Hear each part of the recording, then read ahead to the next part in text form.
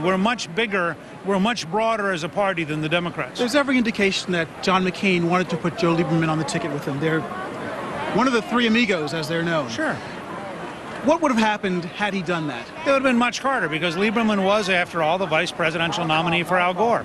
That's what makes it so remarkable that he's here tonight.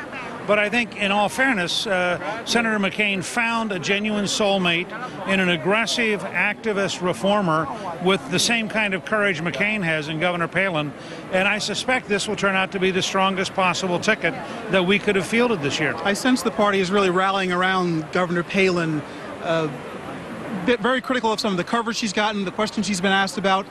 Is that a fair assessment of the mood here tonight? I think the mood here is overwhelmingly excited by Governor Palin, a recognition that Senator McCain has now created a national figure who's young enough that she could well be a leader of this country over the next 2 generations, and that she is a terrific rallying symbol for young people across America and for women across America to recognize that you can work hard, you can achieve, you can rise, and if you've got guts, you can actually become a national figure. But to be fair, her resume is not something that we're familiar seeing with presidential candidates. Wow, it's stronger than Barack Obama's. I don't know why you guys walk around saying this baloney. She has a stronger resume than Obama. She's been a real mayor, he hasn't. She has been a real governor, he hasn't. She's been in charge of the Alaska National Guard, he hasn't. She was a whistleblower who defeated an incumbent mayor. He has never once shown that kind of courage. She's a whistleblower who turned in the chairman of her own party and got him fined $12,000. I've never seen Obama do one thing like that. She took on the incumbent governor of her own party and beat him, and then she beat a former Democratic governor in the general election. I don't know of a single thing Obama's done except talk and write.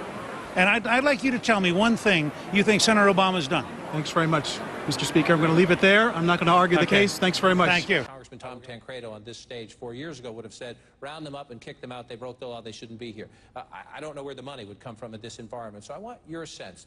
Is that what the state should be doing? The federal government should be spending money and resources on? Or like President Bush and like Senator McCain, at least in the McCain-Kennedy days, should we have some path to status for those who are willing to step up and admit where they are and come out of the shadows? One of the reasons this country's in so much trouble is that we are determined among our political elites to draw up catastrophic alternatives. You either have to ship 20 people out of America or legalize all of them. That's nonsense. We're never going to pass a comprehensive bill. Obama proved that in the last 2 years. He couldn't get a comprehensive bill through with Nancy Pelosi and Harry Reid, and he didn't even try because he knew he couldn't do it. You break this down. Herman Cain's essentially right. You break it down. First of all, you control the border. We can ask the National Guard to go to Iraq. We ask the National Guard to go to Kuwait. We ask the National Guard to go to Afghanistan. Somehow we would have done more for American security if we had had the National Guard on the border. But if you don't want to use the National Guard, just one last example. If you don't want to use the National Guard, take half of the current Department of Homeland Security bureaucracy in Washington, transplant it to Texas, Arizona, and New Mexico. You'll have more than enough people to control the border. Let me say, John, no serious citizen who's concerned about solving this problem should get trapped into a yes-no answer in which you're either for totally selling out, protecting America, or you're for totally kicking out 20 million people in a heartless way. There are humane, practical steps to solve this problem if we get the politicians and the news media to just deal with it honestly. Thank you. Speaker Gingrich, one of the ways that we judge a candidate is the campaign they run. In June, almost your entire national campaign staff resigned, along with your staff here in Iowa. They said that you were undisciplined in campaigning and fundraising, and at last report, you're $1 million in debt. How do you respond to people who say that your campaign has been a mess so far? Well, let me say, first of all, Chris, that I took seriously Brett's injunction to put aside the talking points, and I wish you would put aside the gotcha questions.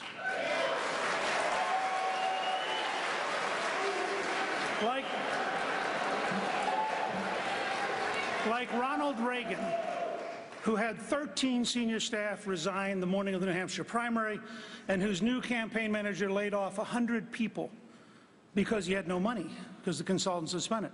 Like John McCain, who had to go and run an inexpensive campaign because the consultants spent it.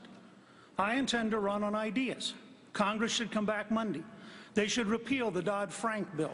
They should repeal Sarbanes-Oxley. They should repeal Obamacare. They should institute Lean Six Sigma across the entire federal government. A hard idea for Washington reporters to cover, but an important idea because it's the key to American manufacturing success. I'd love to see the rest of tonight's debate asking us about what we would do to lead an America whose president has failed to lead instead of playing Mickey Mouse games.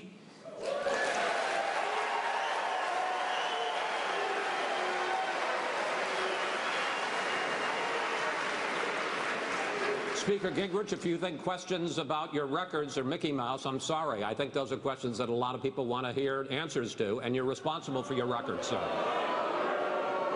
Well, if I get a rebuttal, Pardon? I think that there's too much attention paid by the press corps about the campaign minutia and not enough paid by the press corps to the basic ideas that distinguish us from Barack Obama.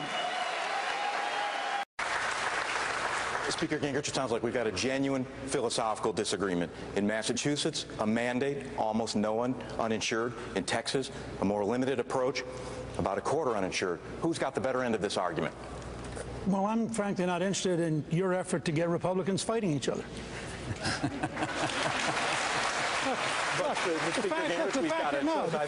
fact is, but we've got a choice between an individual mandate and not. So anyway, go ahead.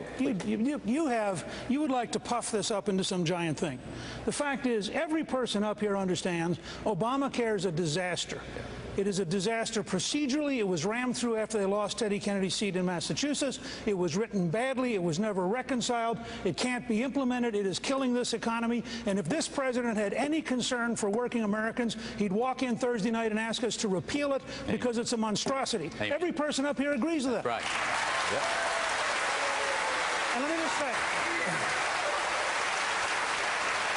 since I still have a little time left, let me just say, I, for one, and I hope all of my friends up here, are going to repudiate every effort of the news media to get Republicans to fight each other to protect Barack Obama, who deserves to be defeated, and all of us are committed as a team. Whoever the nominee is, we are all for defeating Barack Obama.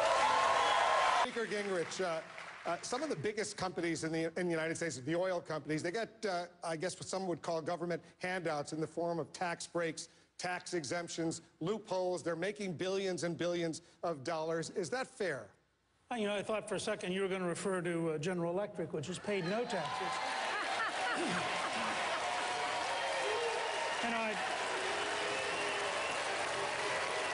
The federal government takes in about $6 billion, but spends about 10. Right? So we borrow 40 cents of every dollar we spend. Now, I understand that you believe that if we modernize the federal government, then it'll help a lot. It'll save billions. But given the resistance that we've seen in Washington, the seeming intractable resistance we've seen in Washington to spending cuts, how can you possibly slash spending by 40%? How can you do it? Well, the way you described the question, you can't. Well, that's it.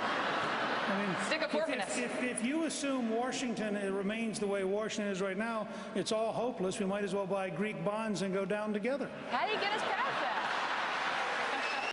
If they want to really change things, the first person to fire is Bernanke, who is a disaster as chairman of the Federal Reserve. The second person to fire is Geithner.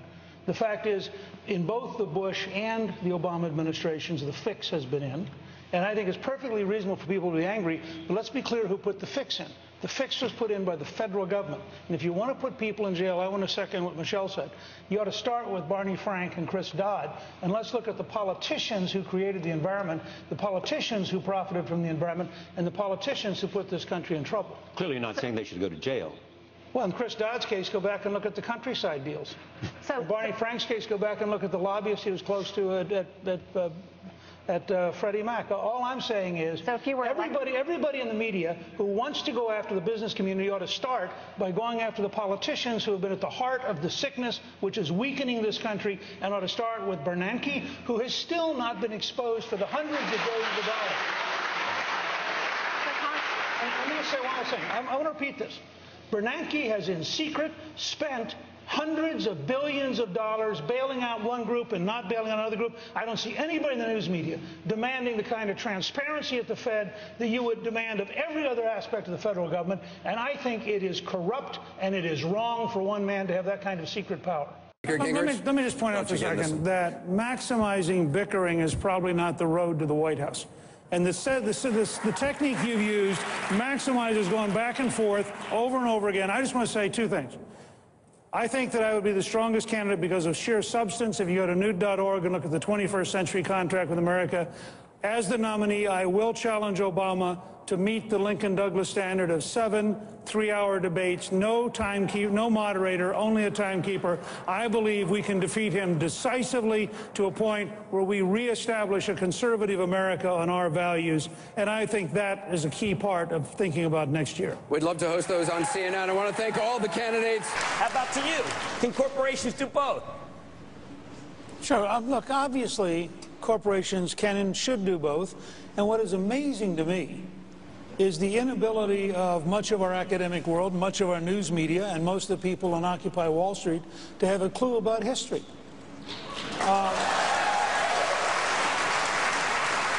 this town, Henry Ford started as an Edison Electric supervisor who went home at night and built his first car in the garage. Now, was he in the 99% or the 1%? Bill Gates drops out of college to found Microsoft. Is he in the 1% or the 99%?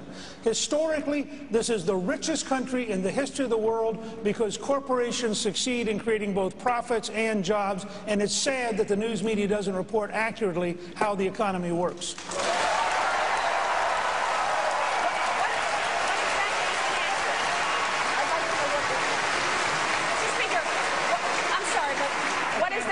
What is the media reporting inaccurately about the economy?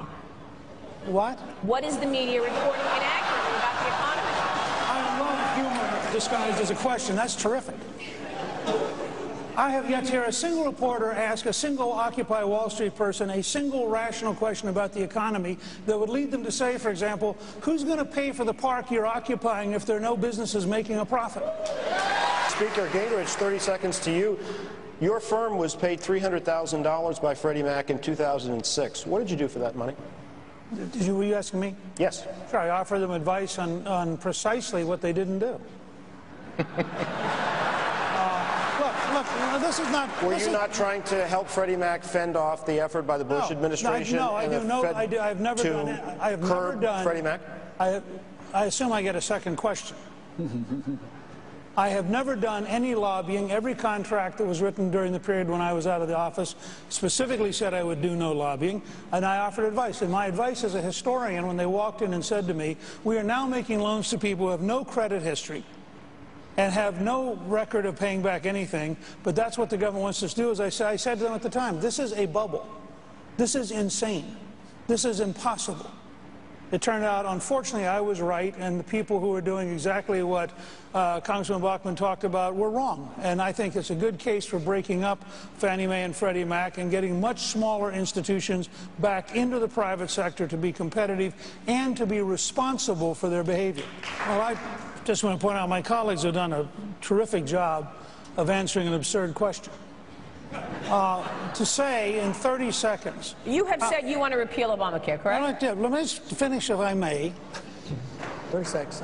To say in 30 seconds what you would do with 18% of the economy, life and death for the American people, a topic I've worked on since 1974, about which I wrote a book called Saving Lives and Saving Money in 2002, and for which I founded the Center for Health Transformation, is the perfect case of why I'm going to challenge the president to 7 Lincoln-Douglas-style 3-hour debates with a timekeeper and no moderator, at least 2 of which ought to be on health care, so you could have a serious discussion over a several-hour period that affects the lives of every person in this country. Would you like to try to explain?